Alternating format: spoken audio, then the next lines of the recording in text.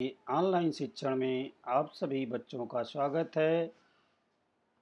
आज का हमारा विषय है कक्षा 8वीं गणित। गणित में हम लोग पढ़ रहे हैं चतुर्भुज की रचना तथा चतुर्भुजों के प्रकार। आज का घटक है समकोण चतुर्भुज अथवा आयत के बारे में पढ़ना है। समकोण चतुर्भुज अथवा आयत, रेक्टेंगल, यानी जो हम लोगों ने पढ़ा है चतुर्भुज की रचना के बारे में, उसके आगे का भाग है समकोण चतुर्भुज अथवा आयत, रेक्टेंगल। रेक्टेंगल के बारे में जानते हैं, यानी आयत। देखते हैं क्या है। जिस चतुर्भुज के चारों कोण समकोण होते हैं उस चतुर्भुज को समकोण चतुर्भुज कहते हैं। यानी चतुर्भुज है, उसमें चार कोण होते हैं, लेकिन चारों के चारों कोण समकोण हैं। यहाँ पर एक आकृति दिखाई गई है, ये आयत की आकृति है। ये चारों के चारों कोण जो हैं ये सभी 90 अंश के हैं, इसलिए समकोण हैं। तो जिस चतुर्भुज के चारों कोण समकोण होते हैं उस चतुर्भुज को समकोण चतुर्भुज कहते हैं। परिभाषा दी गई है और इसके बारे में हम समझेंगे। चतुर्भुज की रचना करने के लिए आपने पढ़ा है कि 5 घटकों की आवश्यकता होती है। उन 5 घटकों में अगर 2 संलग्न भुजाएं हमें ज्ञात हैं तो हम चतुर्भुज की रचना कर सकते हैं। ऐसे चतुर्भुज की रचना कर सकते हैं। तो किसी भी चतुर्भुज की रचना करने के लिए जो 5 घटक की आवश्यकता होती है उसमें 2 संलग्न भुजाएं आवश्यक हैं। अगर 2 संलग्न भुजाएं मालूम हैं तो हम ऐसे चतुर्भुज की रचना कर सकते हैं। हमने देखा परिभाषा के अनुसार आयत के सभी कोण, ये हमने आयत देखा ए बी सी डी, अभी सभी कोण इसके समकोण हैं, तो आयत के सभी कोण समकोण होते हैं। अतः आयत की 2 संलग्न भुजाएं ज्ञात हो तो आयत की रचना कर सकते हैं। ये आयत की रचना करना है तो चूंकि हमें मालूम है पहले से कि आयत के कोण समकोण होते हैं, यानी 90 अंश होते हैं। अगर ये 2 संलग्न भुजाएं हमें मालूम है तो हम आयत की रचना कर सकते हैं। इसको और अच्छे से समझने के लिए कृति करना है। आयत पी क्यू आर एस की रचना कीजिए। संलग्न भुजाएं क्रमशः P Q 5 centimetre, Q R 7 centimetre लेकर के और विकर्णों के प्रतिच्छेदन बिंदु को टी नाम दे। एक जो है आपको रचना करना है, अपने हिसाब से लंबाई लेना है। यहाँ पर हमने क्रमशः संलग्न भुजाओं को 5 सेंटीमीटर और 7 सेंटीमीटर लिया है और विकर्ण के प्रतिच्छेदन बिंदु को टी नाम देना है। तो इस तरह से हम पहले कच्ची आकृति बना लेंगे। सही सही आपको यहाँ पे बनाने की आवश्यकता नहीं है। आपसे जो है यहाँ पर एक कच्ची आकृति बना लीजिए, उसका नाम पी क्यू आर एस रख दीजिए। अब जो है यहाँ पे कहा गया है पी क्यू बराबर 5 सेंटीमीटर, पी क्यू 5 सेंटीमीटर लिख दीजिए। क्यू आर 7 सेंटीमीटर, यहाँ पे 7 सेंटीमीटर दिखा दीजिए। दोनों विकर्ण एक दूसरे को प्रतिच्छेदित कर रहे हैं। यहाँ पर इसका नाम टी रखना है, हमने रख दिया। अब इसके बारे में आपको जानकारी लेना है कि क्या है। कुछ प्रश्न है यहाँ पर कि भुजा क्यू आर तथा भुजा पी एस इन सम्मुख भुजाओं की लंबाई का मापन कीजिए। भुजा क्यू आर और भुजा पी एस ये दोनों सम्मुख भुजाएं हैं, इनकी लंबाई का मापन कीजिए। क्यू आर 7 सेंटीमीटर है तो पी एस भी 7 सेंटीमीटर ही होगा। ये दोनों भुजाएं बराबर है, माप कर देख लीजिए। भुजा पी क्यू तथा एस आर की लंबाई का मापन कीजिए। भुजा पी क्यू इधर है, एस आर इधर है, दोनों की लंबाई का मापन कीजिए। ये 5 सेंटीमीटर है तो ये भी 5 सेंटीमीटर ही है। माप कर देखेंगे तो दोनों 5-5 सेंटीमीटर आएगा। विकर्ण पी आर तथा विकर्ण क्यू एस की लंबाई का मापन कीजिए। विकर्ण दोनों दिए गए हैं, पी आर और क्यू एस दोनों का मापन करेंगे तो दोनों की लंबाई समान होती है। दोनों आयत के विकर्ण की लंबाई बराबर होती है। इसके आधार पर हम कुछ निष्कर्ष निकलता है, यानी गुणधर्म। आयत के गुणधर्म क्या हैं? आयत की सम्मुख भुजाएं परस्पर सर्वांग सम होती हैं। ये आयत की सम्मुख भुजाएं हैं, जो इधर भुजा है और ये दोनों आपस में सम्मुख भुजाएं हैं और ये दोनों भुजाएं आपस में सम्मुख भुजाएं हैं। आयत के विकर्ण सर्वांग सम होते हैं, अभी आपने वहां पे देखा, माप कर देख सकते हैं। दोनों ये विकर्ण हैं, दोनों सर्वांग सम होते हैं, यानी बराबर होते हैं। आयत के विकर्ण सर्वांग होते हैं, बराबर होते हैं। आयत के विकर्ण परस्पर समद्विभाजित करते हैं। ये आपस में जो समद्विभाजित मतलब काट रहे हैं, प्रतिच्छेदित कर रहे हैं, आपस में समद्विभाजित कर रहे हैं, यानी बराबर पर हैं। ये जो है आपस में दोनों विकर्ण एक दूसरे को बराबर समद्विभाजित कर रहे हैं, आधे पर से प्रतिच्छेदित कर रहे हैं। ये सभी विकर्ण की जो इधर रेखाएं हैं, इधर रेखाएं हैं, ये चारों अलग अलग रेखाओं का मापन करेंगे तो ये चारों बराबर होती हैं। उसके बाद हम देखेंगे वर्ग। वर्ग क्या है?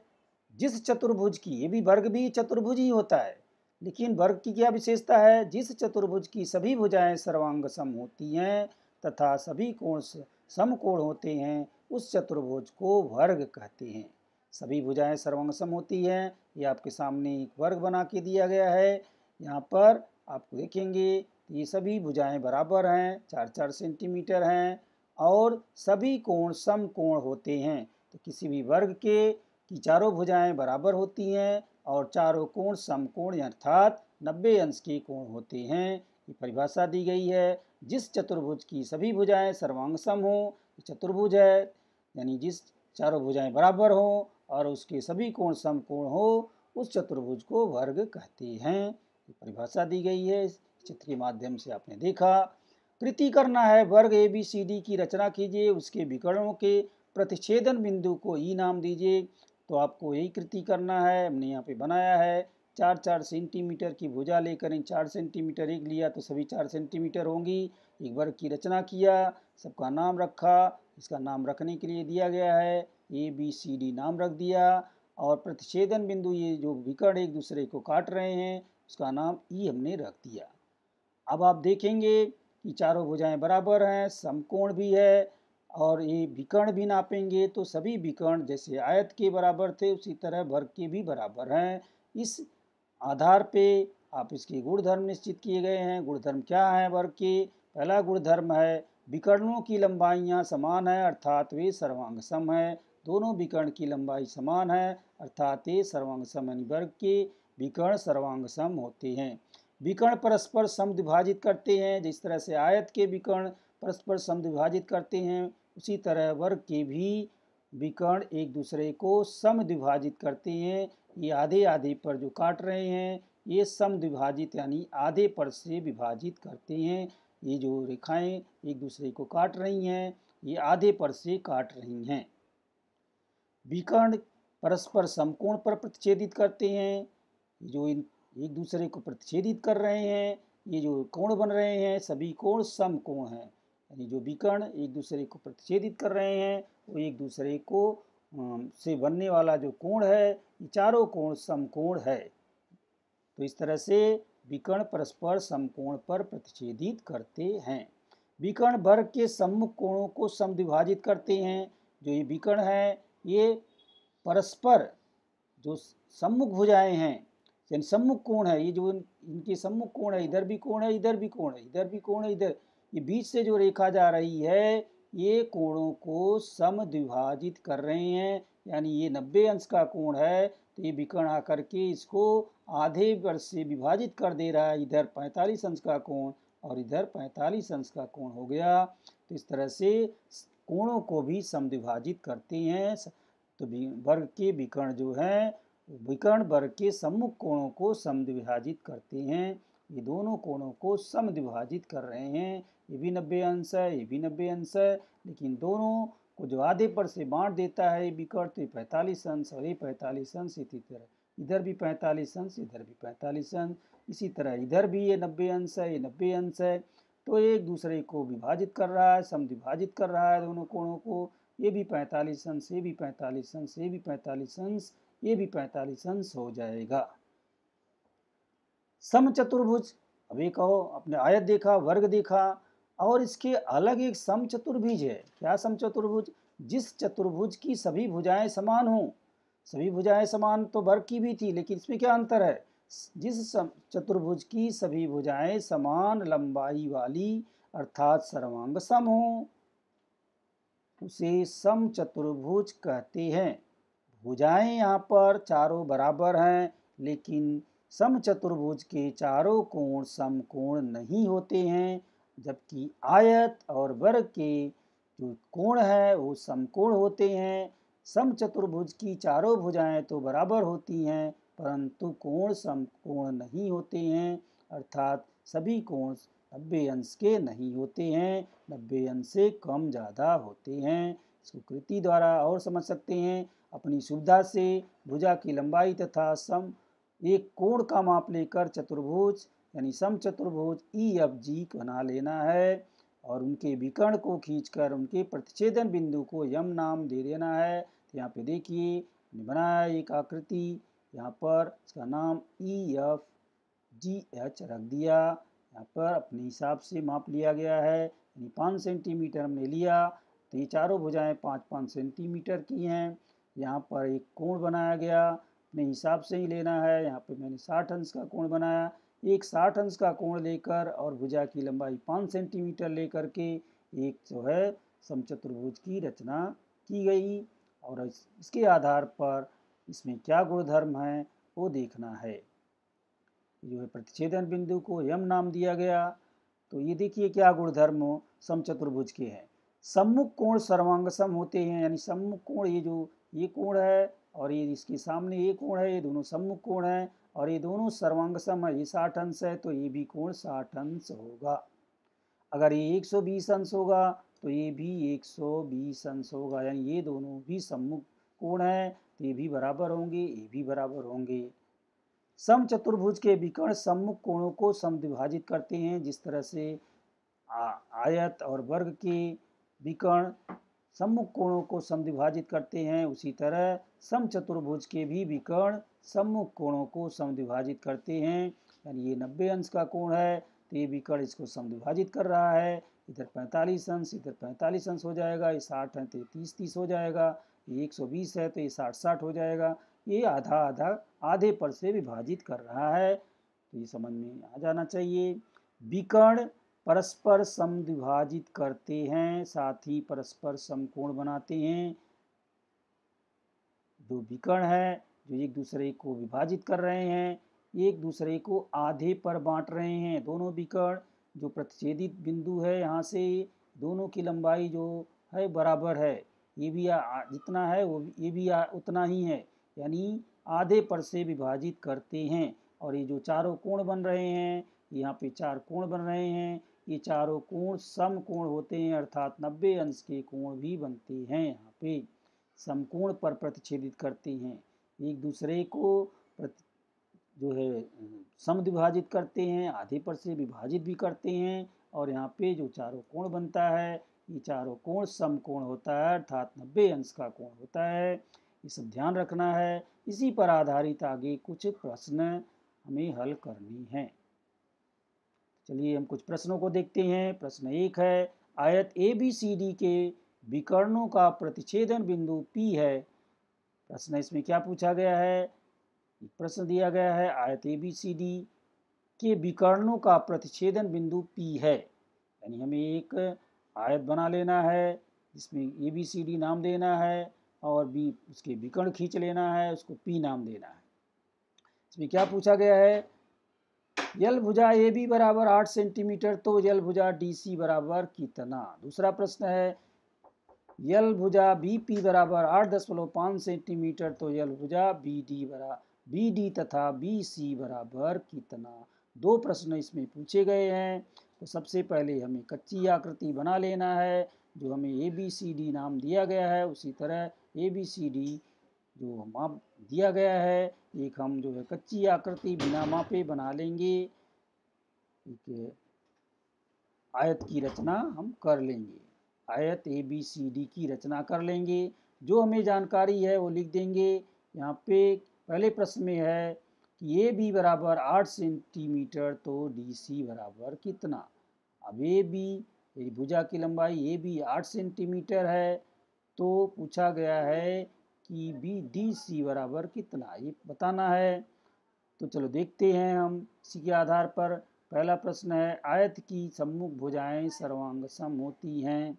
अभी हमने पढ़ा था आयत के गुणधर्म में कि आयत की सम्मुख भुजाएं यानी आमने सामने की भुजाएं सर्वांगसम होती हैं, एक दूसरे से बराबर होती हैं। तो इसलिए ए बी, भुजा ए बी बराबर भुजा डी सी, ये दोनों आपस में बराबर होंगी।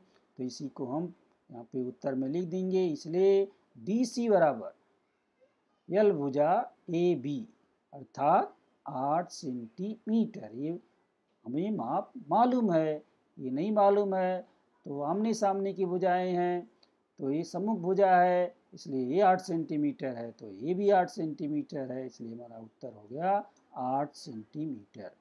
दूसरा प्रश्न है आयत। अब इस प्रश्न में पढ़ लेते हैं। भुजा बी पी 8.5 सेंटीमीटर, तो भुजा बी डी तथा बी सी कितना? जो है B D 8.5 centimetre, B P A यानी यहाँ से यहाँ तक, बी और पी ए यहाँ से यहाँ तक 8 सेंटीमीटर है, तो बी डी अर्थात यहाँ से लेके यहाँ तक कितना होगा? और बी सी बराबर कितना? बी और सी यानी ये वाली भुजा भी कितना होगी, ये भी बताना है हमें इधर का। और ये भी, ये पूरी भुजा कितना यानी पूरे विकर्ण का माप कितना होगा। तो दोनों का उत्तर क्रम से निकालते हैं। पहले हम देखते हैं इसका माप दिया है तो इसका कितना होगा। हमें मालूम है कि ये विकर्ण एक दूसरे को आधे पर से प्रतिच्छेदित करते हैं, यानी जितना ए है उतना ए भी है, तो यही हमारा उत्तर होगा। आयत के विकर्ण परस्पर समद्विभाजित करते हैं, इसलिए भुजा बी डी बराबर 2 गुणे भुजा बी पी। भुजा बी डी बराबर 2 गुणे भुजा बी पी बराबर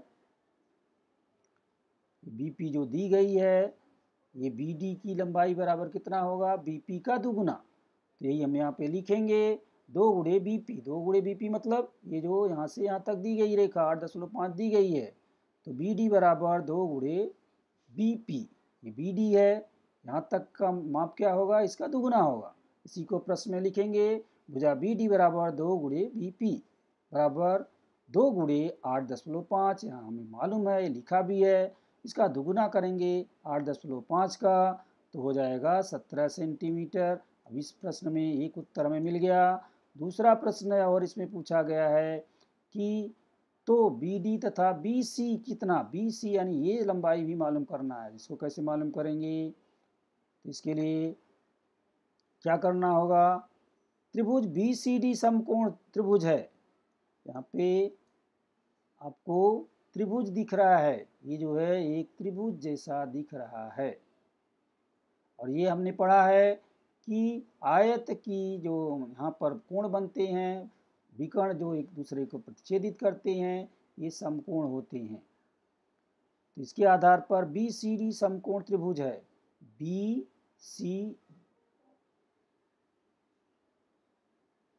सी डी समकोण त्रिभुज है। ये जो बी है और ये सी है और ये डी है, इसको यहाँ से यहाँ तक, क्योंकि ये भी मालूम हो चुका है हमें, ये लंबाई मालूम हो चुकी है और ये भी मालूम है, ये हमें निकालना है। तो ये पूरा ये त्रिभुज ले लेते हैं, ये त्रिभुज ले लेते हैं। और ये सब जो है ये चारों कोण समकोण होते हैं, ये पहले से मालूम है। इसके आधार पर इसको हम हल करेंगे। तो बी सी डी समकोण त्रिभुज है, तो पाइथागोरस प्रमेय के अनुसार हम जानते हैं पाइथागोरस प्रमेय में क्या होता है। ये जो है कर्ण होता है किसी भी समकोण त्रिभुज में, ये सामने की भुजा कर्ण होती है। कर्ण का वर्ग बराबर पहली भुजा का वर्ग धन दूसरी भुजा का वर्ग, यानी आधार का वर्ग धन ऊंचाई का वर्ग, ऐसा भी कहते हैं। तो कई तरह से इसको कहा जाता है। तो इसको यहाँ पर देखेंगे पाइथागोरस प्रमेय का उपयोग करके। यहाँ पे बी सी का वर्ग, यहाँ पे बी सी का वर्ग, ये पहले हमें बताना है। तो ये लिखेंगे बी सी का वर्ग बराबर बी डी का वर्ग माइनस सी डी का वर्ग। ये दोनों जोड़ने पर ये आता है, अगर इसमें से इस एक को घटा देंगे तो ये आएगा। बी सी का वर्ग बराबर ये बी डी के वर्ग में से सी डी के वर्ग को घटा देंगे। तो यहाँ पर लिखेंगे बी सी का वर्ग बराबर बी डी का वर्ग माइनस सी डी का वर्ग, अर्थात 17 का वर्ग। हमने बी डी का वर्ग यहाँ पे 17 निकाला है। बी डी की लंबाई 17 सेंटीमीटर में ज्ञात है। तो बी डी का वर्ग ऋण सी डी का वर्ग अर्थात 17 का वर्ग ऋण 8 का वर्ग, ये 8 हमने पहले निकाल लिया है, ये भी 8 सेंटीमीटर है मालूम है। तो दोनों के वर्ग को क्या करेंगे, ये सामने वाली यानी कर्ड में से भुजा की लंबाई घटा देंगे। तो बी डी का वर्ग ऋण सी डी का वर्ग बराबर 17 का वर्ग ऋण 8 का वर्ग बराबर 289 माइनस 64, 289 ऋण इसका वर्ग 17 का वर्ग 289 होगा। 17 गुणे 17 कर दीजिए, आ जाएगा। 8 गुणे 8 कर देंगे 64, 8 64, दोनों को घटा देंगे 224। क्योंकि बी सी का वर्ग बराबर 225 आया तो बी सी बराबर क्या करेंगे, बी सी बराबर 224 का वर्गमूल निकालना होगा। तो करडी में लिखेंगे 225, 225 का वर्गमूल 15 होता है। आप गुणा करके देख लीजिए, 15 गुणे 15 बराबर 225, या तो 225 का वर्गमूल निकाल लीजिए। आपको छोटे सवाल जो हैं इसको पहले हमने बताया भी था कि वर्ग और घन थोड़ा याद रखना है छोटी संख्याओं का। तो 15 का वर्ग 225 होता है, 225 का वर्गमूल 15 होता है, इसलिए आपका उत्तर हो गया 15। ये सवाल पूरा। दूसरा प्रश्न है 6 सेंटीमीटर भुजा वाले वर्ग के बिगड़ की लंबाई ज्ञात करो। 6 सेंटीमीटर का वर्ग दिया गया है, भुजा की लंबाई 6 सेंटीमीटर है, उसकी विकर्ण की लंबाई ज्ञात करना है। तो हमें पहले कच्ची आकृति बना लेना है। अब वर्ग के जैसा, अब सही नहीं बनेगा चलेगा, लेकिन वर्ग के जैसा दिखना चाहिए। ये चारों भुजाएं 6-6 सेंटीमीटर हैं। आप वर्ग में चारों भुजाएं बराबर होती हैं, यह इसके अनुसार सभी 6-6 हैं, लेकिन विकर्ण कितना है ये हमें मालूम करना है। तो माना कि आकृति में दर्शाए अनुसार चतुर्भुज P Q R S 6 centimetre भुजा वाला वर्ग है। ये चतुर्भुज पी क्यू आर एस इसका नाम दिया गया है और ये वर्ग है और इसकी भुजा की लंबाई 6 सेंटीमीटर है। तो यहाँ पर हमें रेख पी आर विकर्ण है, यहाँ पे रेख पी आर भी खींचा गया है और ये विकर्ण होता है। अब हमें इसके अनुसार कृति करना है। अब इसकी लंबाई मालूम करना है, ये लंबाई हमें मालूम है। तो एक त्रिभुज बन गया। तो त्रिभुज पे ये सामने भुजा जो है ये कर्ण हो गई, ये आधार हो गया, ये ऊंचाई हो गया। इसके अनुसार हम लिखेंगे पी आर का वर्ग, यानी ये पी आर है, पी आर का वर्ग बराबर पी क्यू का वर्ग धन क्यू आर। ये पी क्यू का वर्ग धन क्यू आर का वर्ग, दोनों भुजाओं के वर्ग बराबर ये कर्ण का वर्ग होता है पाइथागोरस प्रमेय के अनुसार। लिख देंगे पी आर का वर्ग बराबर 6 का वर्ग धन 6 का वर्ग, दोनों 6-6 है। तो 6 का वर्ग यानी 6 गुणे 6 36 होगा। 36 को जोड़ देंगे 72 आ जाएगा। ये आ गया पी आर का वर्ग। लेकिन हमें पी आर बताना है। पी आर यानी 72 का वर्गमूल निकाल लीजिए। 72 का वर्गमूल, चूँकि 8 का वर्ग 8 का वर्ग वर्ग 64 होता है, 64 का वर्गमूल 8 होता है। 9 का वर्ग 81 होता है और 81 का वर्गमूल 9 होता है।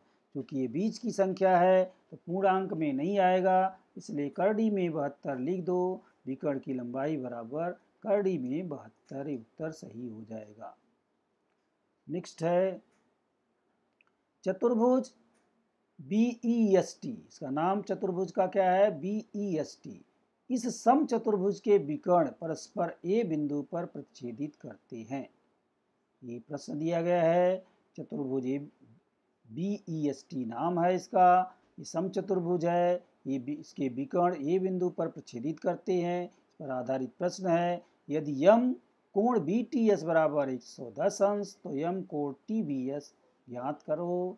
दूसरा इसमें प्रश्न पूछा गया है यदि भुजा TE बराबर 24 और यल भुजा BS बराबर 70 तो भुजा TS बराबर कितना। तो पहले हम पहला वाला हल करेंगे। पहले हमें सबसे पहले कच्ची आकृति बना लेना है। तो यहाँ पे कच्ची आकृति बना करके उसे सम चतुर्भुज की तरह दिखाना है। चूँकि सम चतुर्भुज है इसलिए यहाँ पे समकोण न दिखा करके चारों भुजाओं को एक जैसा दिखाना है, एक लंबाई एक जैसा दिखे। और थोड़ा सा तिरछा करके बनाया जाता है क्योंकि इसके कोण जो होते हैं समकोण नहीं होते हैं। आयत और वर्ग के कोण समकोण होते हैं, इसलिए लाइन सीधी होती है। लेकिन सम चतुर्भुज जो होता है वो दोनों के बीच का होता है, यानी उसके कोण समकोण नहीं होते हैं लेकिन भुजाएं बराबर होती हैं। तो यहाँ पर पहला प्रश्न जो दिया गया है, यदि यम कोण बी टी एस 110 अंश तो यम कोण टी बी एस ज्ञात करो। अब यहाँ पर इसके आधार पे हमें प्रश्न का उत्तर निकालना है। यम कोण बी टी एस यम कोण बी टी एस 110 अंश ये दिया गया है। इसके आधार पर कोण टी बी एस इस कोण का मान ज्ञात करना है हमें। ये मान दिया गया है, ये ज्ञात करना है। तो इसके आधार पर देखेंगे कैसे। समचतुर्भुज के सम्मुख कोण सर्वांगसम होते हैं। ये हमने इसकी विशेषता में पढ़ा, गुणधर्म में पढ़ा कि समचतुर्भुज के भी सम्मुख कोण सर्वांगसम होते हैं। यानी ये 110 है तो ये भी 110 होगा, बी ई एस। अगर बी टी एस कोण 110 अंश है तो कोण बी ई एस भी 110 अंश होगा। तो इसलिए हम लिखेंगे यम कोण बी ई एस बराबर, यानी बी ई एस बराबर यम कोण बी टी एस बराबर 110 अंश।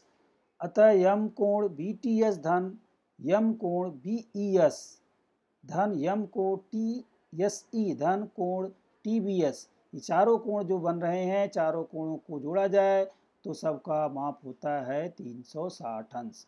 किसी भी समचतुर्भुज के चारों कोणों का माप 360 अंश होता है। तो चारों कोणों की लंबाई जोड़ने पर 360 आता है, लेकिन दो कोण हमें मालूम है। अगर ये 110 है तो 110 ये भी है, तो दोनों को हम जोड़ देंगे। 110 अंश धन 110 अंश बराबर, यानी ये दोनों कोण हमें मालूम है, इसको लिख दिया। धन टी बी ई नहीं मालूम है, धन ये दूसरा कोण टी एस सी ये नहीं दोनों मालूम है, ये दोनों को और जोड़ेंगे तो 360 अंश होता है।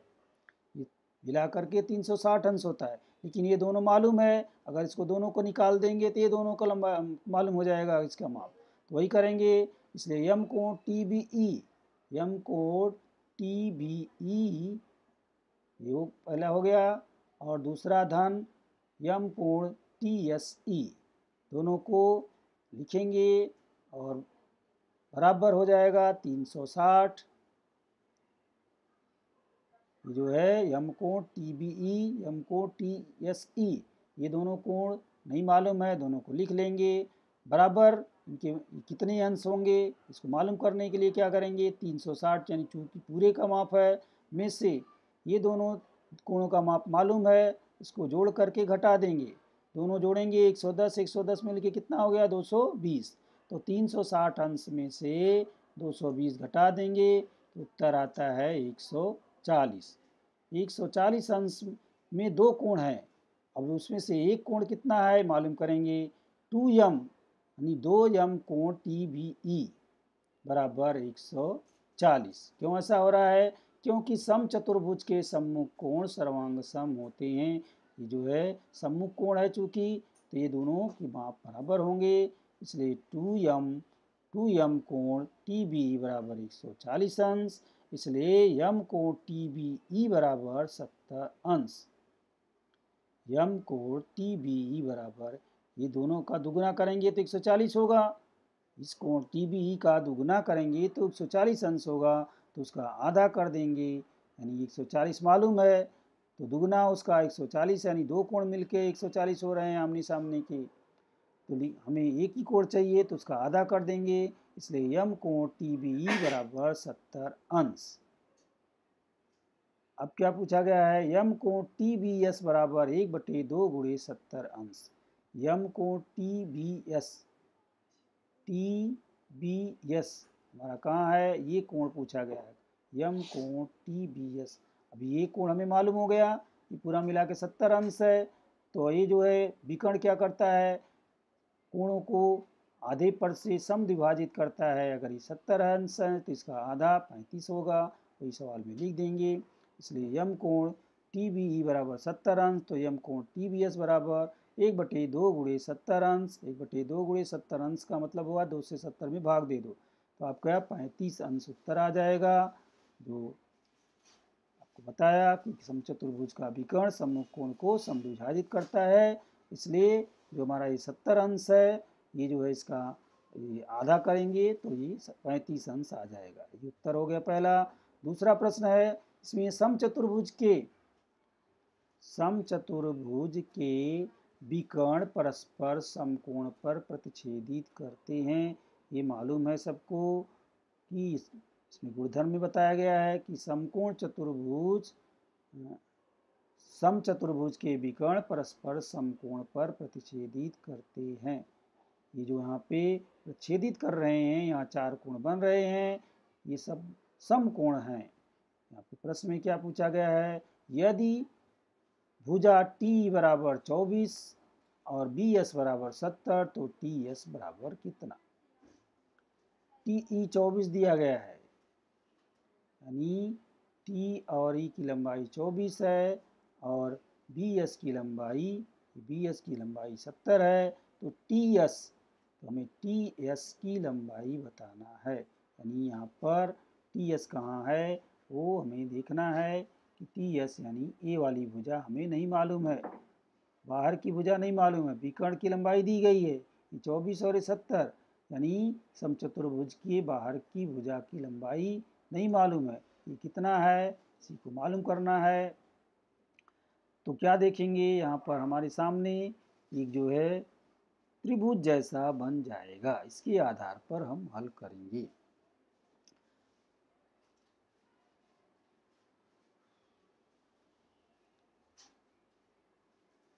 समचतुर्भुज के विकर्ण परस्पर समकोण पर प्रतिच्छेदित करते हैं, इसलिए त्रिभुज TAS में कोण TAS 90 अंश है। TAS कोण जो है, ये TAS यहाँ पे जो कोण बन रहा है ये 90 अंश है। इसी के आधार पर हमें इसका माप निकालना है। ये दोनों भुजाएं, अगर ये समकोण है, ये दोनों भुजाएं यानी TA और AS दोनों भुजाओं को जोड़ देंगे तो TS दोनों का वर्ग ये TS के वर्ग के बराबर होता है। पाइथागोरस प्रमेय के नियम के अनुसार हल करेंगे। चलो देखते हैं। इसलिए TA बराबर 1/2 TA बराबर 1/2 TE, यानी 24 का आधा कर देंगे तो 12 आ जाएगा। इधर की लंबाई मालूम हो जाएगी। AS बराबर 1/2 BS पूरी का मालूम है, तो उसका आधा कर देंगे, 1/2 70 का आधा हो गया, 1/2 गुणे 70 यानी 35 हो गया। ये दोनों मालूम हो गया, चूँकि ये 70 है तो इसका आधा 35, ये 24 है। यहाँ तक जो माप है ये मालूम हो जाएगा। ये यस 70 पूरा है तो इसका आधा, ये पूरा जो है TE 24 है तो TA 12, ये मालूम हो गया, निकाल के हमने रख लिया। ये पे यहाँ पे निकाला गया है। अब पाइथागोरस प्रमेय का प्रयोग करना है। पाइथागोरस प्रमेय के अनुसार TS का वर्ग बराबर TA का वर्ग धन AS का वर्ग। हमने जो देखा TS का वर्ग ये विकर्ण हो गया, इसका वर्ग बराबर TA का वर्ग धन AS का वर्ग। इसी को हल करना है। तो आप देखेंगे यहाँ पर TS का वर्ग को भुजा TS का वर्ग बराबर भुजा TA का वर्ग धन भुजा AS का वर्ग, ये सब नहीं लिखेंगे तो भी चलता है, बार बार डायरेक्ट TS का वर्ग धन TA का वर्ग धन AS का वर्ग भी लिख सकते हैं। तो TA का वर्ग यानी 12 का वर्ग और 35 का वर्ग हमने निकाला है, 12 और 35, तो ये TS का वर्ग बराबर 12 का वर्ग धन 35 का वर्ग, सबका वर्ग करेंगे, 12 गुणे 12 144 होता है 12 का वर्ग, 35 गुणे 35 करेंगे तो हो जाएगा 1339, गुणा करके देख लीजिए, ये हो जाएगा 1225 हो जाएगा, 35 गुणे 35 144, दोनों को लिख देंगे, दोनों को जोड़ेंगे तो ये आता है 1369, 1369 आ गया। अब ये क्या आ गया, TS का वर्ग, भुजा TS का वर्ग बराबर 1369, तो TS बराबर कितना हो गया, तो यहाँ से वर्ग हट जाएगा और ये वर्गमूल में लिखा जाएगा। TS बराबर करड़ी में 1369, 1369, उसका वर्गमूल निकालेंगे तो आप लिख के निकाल सकते हैं। यहाँ पर आपकी सुविधा के लिए मैंने 37 निकाला है, निकाल कर देखिए, अगर आपको लिख के रखे हैं तो उसमें भी देख सकते हैं। 1 से 50 तक की संख्याओं का वर्ग और उनका वर्गमूल, किसका वर्गमूल है वो आपको ज्ञात रहेगा तो आसानी रहेगी, नहीं ज्ञात है तो आप इसका वर्गमूल निकालिए, चाहे भागफल विधि से चाहे गुणनखंड विधि से, इससे भी निकालिए, ये उत्तर 37 है। आपको दिखाने के लिए 37 गुणे 37 करो तो 1369 आता है, यानी ये वर्गमूल है। इस तरह से भी आप अंदाजित लगा सकते हैं कि किसका वर्गमूल हो सकता है। अगर जो संख्या ले रहे हैं उसका गुणा करने पर ये उत्तर आता है तो आप समझ जाइए कि ये किसका वर्गमूल है। जो भी आपको नियम आसानी लगे आपको वर्गमूल निकालना है। अब आपको इन प्रश्नों को पढ़ करके ध्यान में रखते हुए प्रश्न संग्रह 8.2 के प्रश्नों को हल करना है। और इस वीडियो को अच्छे से देखिए। अगर एक बार में नहीं समझ में आता है फिर से देखिए, और इसकी मदद से आप प्रश्न संग्रह 8.2 आसानी से कर सकते हैं। मुझे उम्मीद है आपको ये सवाल समझ में आया होगा। तो आज का सेशन यहीं पे समाप्त करते हैं। धन्यवाद।